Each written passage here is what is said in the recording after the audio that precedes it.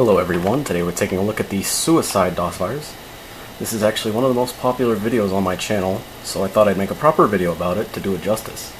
So before we take a look at it, let's just take a look at the sample we have here, if I can spell it correctly. So we have a 2051 byte file, and let's take a look at a few of the programs we're going to infect today.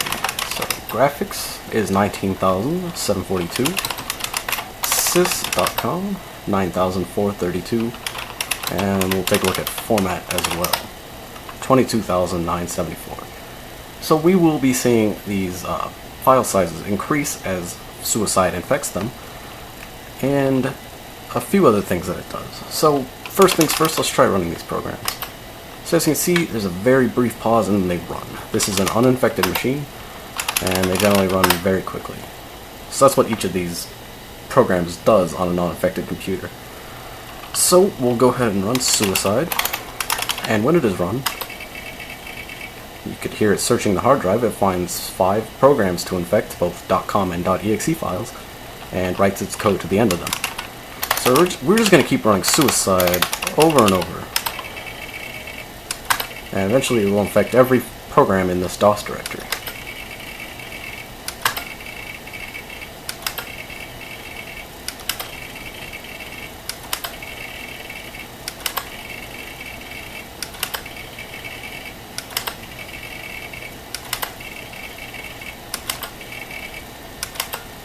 And as you can hear now, there's no hard disk activity because there's nothing left to infect. So if we take a look at our programs, you can see format has increased to over 25,000 bytes. Graphics has increased to over 21,000. And sys is now 11,480. So in order to get it to run, you just have to run any of these infected programs, which will also run the virus at the end of it. So you can see here the virus does some checks before running the program, and it takes quite a bit longer on some instances. Sometimes, like that, it'll just run the host program without checking the virus code. But usually you'll see a pretty dramatic slowdown. You can see differences just between the 2 times that we ran that program. Sys activated in about a second the first time and about 5 seconds the second time. So as you can see now, it's constantly checking the virus. So what we're going to do is run the edit program and create a batch file to run one of these programs over and over for us. So we'll choose sys just because it's pretty cool. Go to 1, and that's all we need. Save it as test.bat, and now we run test. And now it will just continually run sys over and over again. And eventually it'll hit on the random requirement that Suicide requires to display its payload. And there you go. The face looks kind of green right now. Let me turn up the brightness so you can see what the actual color is. It's actually a great face, but after you turn down the brightness, which I have to do to get the text to not be glowing, it turns it kind of greenish. You could see the same effect in my Olympic AIDS virus video. And if you turn it down enough, the face just kind of disappears, which I find pretty funny. But anyway. What Suicide says your PC has been infected by the Suicide virus. I will now kill myself. Press D to disinfect. And it was written by the virus writing group Falcon Schism in 1992.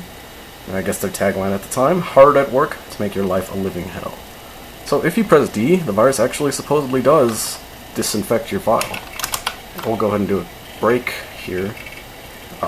Break, yeah, break. There.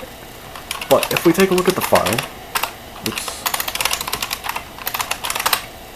it's still quite large, and it's the post-infection size. So what I'm assuming is happening is if Schism is actually disinfecting these files, which I'm not sure, or if Suicide is actually disinfecting these files, which I'm not sure it is, it might be reinfecting it immediately after it begins running the program again, because we were using the batch file to run that host file over and over.